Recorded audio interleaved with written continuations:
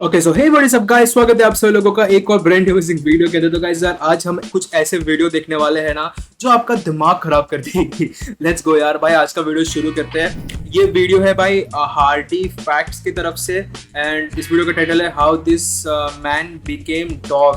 भाई साहब, अगर तुम लोग को नहीं पता है ना तो इंटरनेट पे बहुत टाइम से एक रूमर फैल रहा था कि 220 करोड़ रुपीस में एक आदमी जो है कुत्ता बन गया है। जी हाँ गाइस, लिटरली एक आदमी जो है कुत्ता बन गया है 220 करोड़ रुपए के लिए।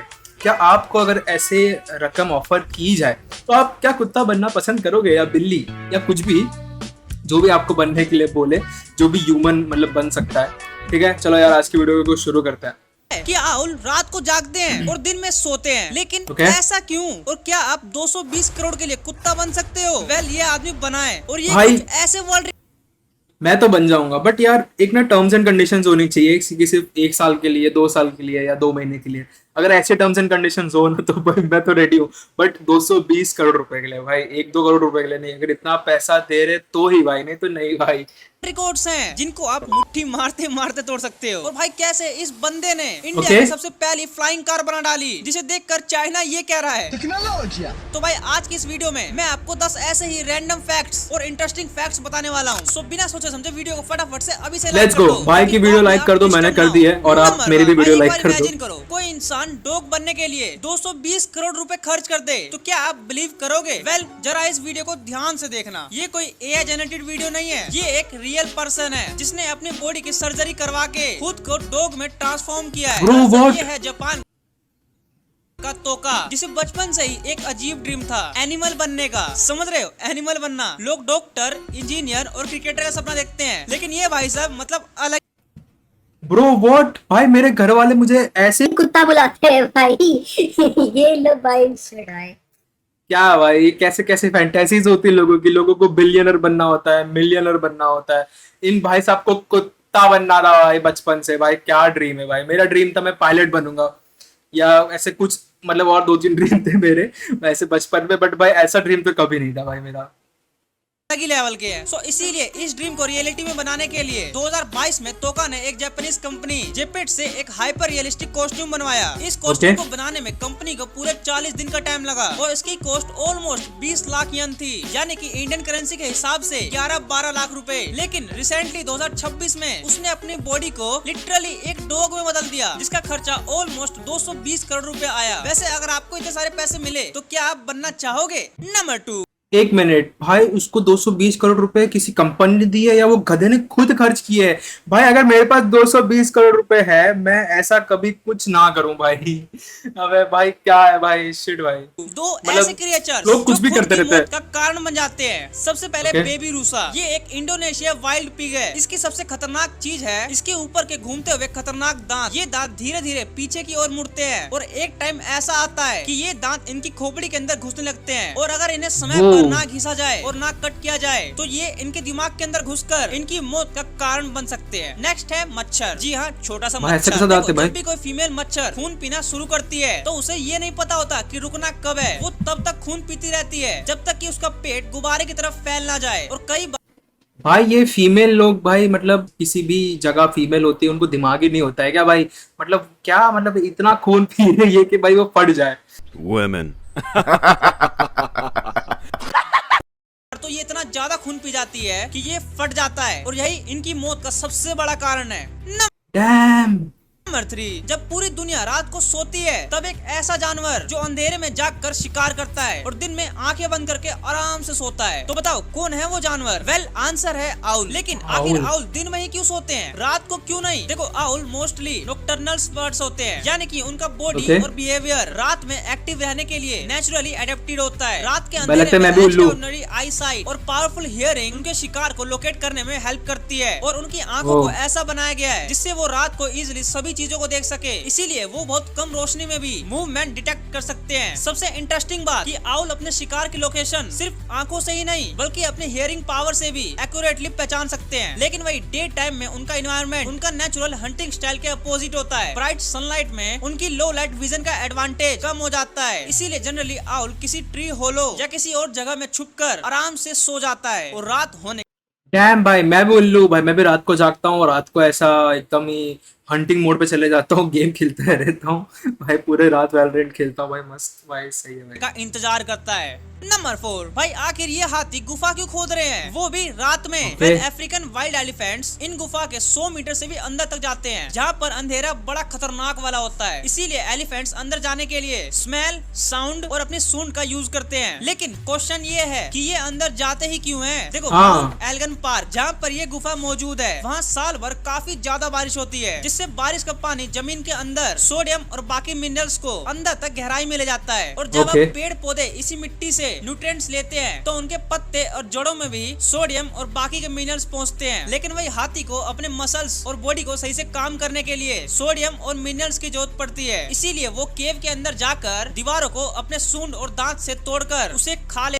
वो प्रिटी स्मार्ट यार भाई, मतलब इन लोगों को पता कैसे चला भाई? ये तो हम ह्यूमंस जैसे भी नहीं होते कि इनके इसमें कोई साइंटिस्ट है, वो वहाँ पे आके रिसर्च करेगा या कुछ।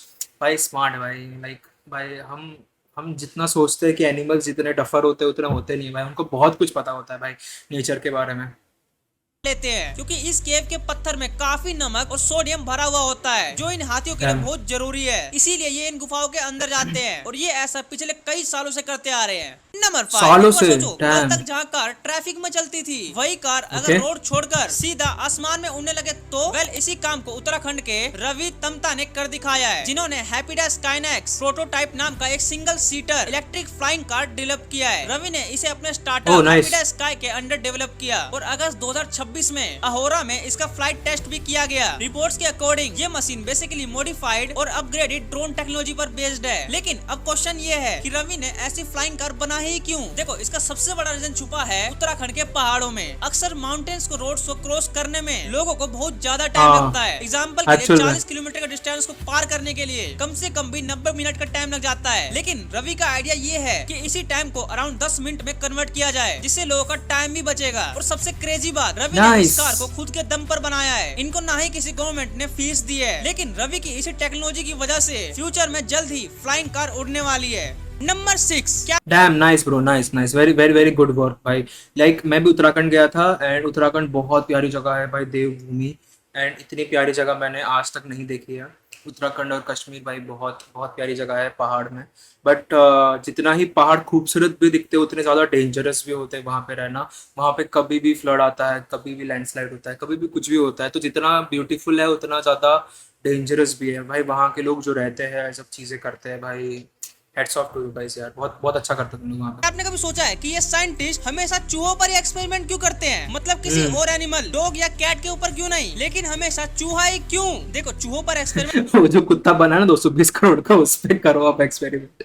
करने के कई सारे रीजंस है। सबसे पहले तो ये है कि चूहों का डीएनए हम इंसानों के डीएनए से 90% तक सिमिलर है। इसी वजह से जो भी वैक्सीन और दवाई हम इंसान के लिए बनाई जाती है, उसे सबसे पहले चूहों पर टेस्ट करके देखा जाता है कि इसका रिजल्ट कैसा आएगा। अब आप यहाँ पर सोच रहे होंगे कि ऐसे तो चिंपैंजी का डीएनए 99% तक मिलता है, तो फिर उसे क्यों नहीं यूज किया जाता? और इसीलिए यहाँ पर आता है दूसरा रीजन, इसका साइज। चूहों का साइज छोटा होने की वजह से उन्हें हैंडल करना बहुत ज्यादा आसान होता है। वही चिंपैंजी का बॉडी तो बहुत बड़ा होता है, और ऊपर से हम इंसान के मुकाबले जल्दी जल्दी बच्चे पैदा करते हैं। इनके 8 महीने भाई ऐसा पकड़ के मारेगा ना चिंपैंजी साइंटिस्ट लोग भागने लग जाएंगे भाई।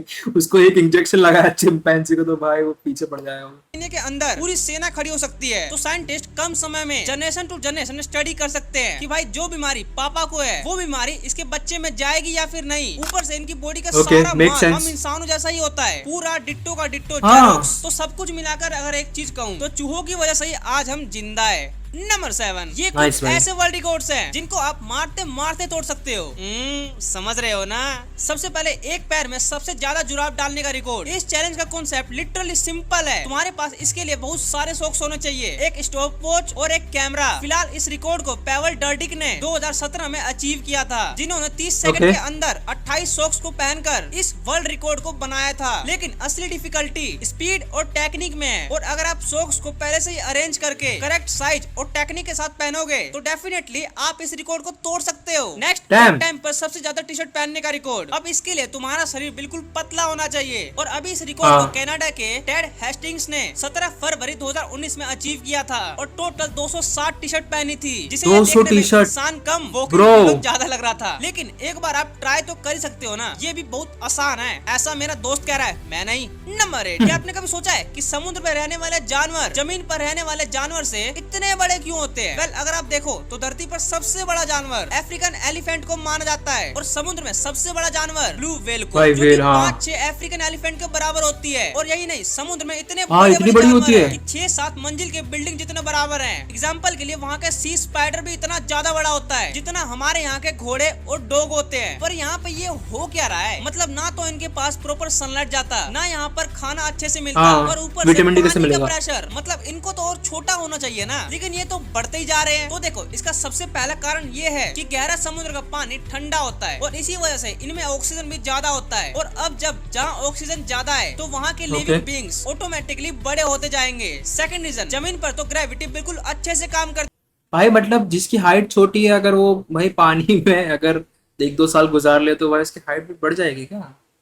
है, मतलब हम नीचे की तरफ खींचते हैं, पर समुद्र में तो ये जानवर पानी में तैरते रहते हैं। इनका पूरा बॉडी वेट पानी ने संभाल रखा है, तो इन्हें ज्यादा ग्रेविटी लगती ही नहीं और इसीलिए हाँ। इनका साइज बड़ा ही होता जाता है। और अगर अच्छा, मैं आपको ओके। मेन मुद्दा बताऊं तो उनका खाना पीना भी अच्छा है, मतलब एक बार में इतनी बड़ी बड़ी मछलियां खा लेते हैं जिससे उन्हें और हेल्प मिलता है। नंबर भाई पूरा प्रोटीन रिच खाना, भाई सी फूड खाते हैं ना वो लोग, इतना प्रोटीन इतना कुछ उनको मिल जाता है दूसरी मछलियों को खा के। मतलब मेनली उनका डाइट ही भाई नॉनवेज ही होगा, लाइक 90% ऑफ द डाइट वो लोग का। आपने कभी सोचा है कि दुनिया में ऑलमोस्ट हर एनिमल सीधा खड़ा या बैठता है, लेकिन आखिर बैट्स के अंदर ऐसा क्या चूल होता है जो ये उल्टे लटक कर सोते हैं? देखो, हाँ, बैट्स actually। के पैर और पंजे पेड़ के ब्रांचेस को पकड़ने के लिए स्पेशली अडेप्टेड होते हैं। उनके फीट्स में Okay। स्ट्रॉन्ग टेंडेंट्स होते हैं जो पंजों को ऑटोमेटिकली लॉक करने में हेल्प करते हैं। इसीलिए बैट जब किसी ब्रांच पर उल्टा लटकता है तो उसे अपने पावर लगाने की जरूरत ही नहीं पड़ती। और एक और चीज, उनका बॉडी और हेड इस तरह का है जिससे उन्हें उल्टा होने में दिक्कत ना हो। लेकिन बैट्स को इसका सबसे बड़ा एडवांटेज डेंजर से बचना या जल्दी उड़ान में काम आता है। बैट्स यूजुअली ऊंची जगह, गुफा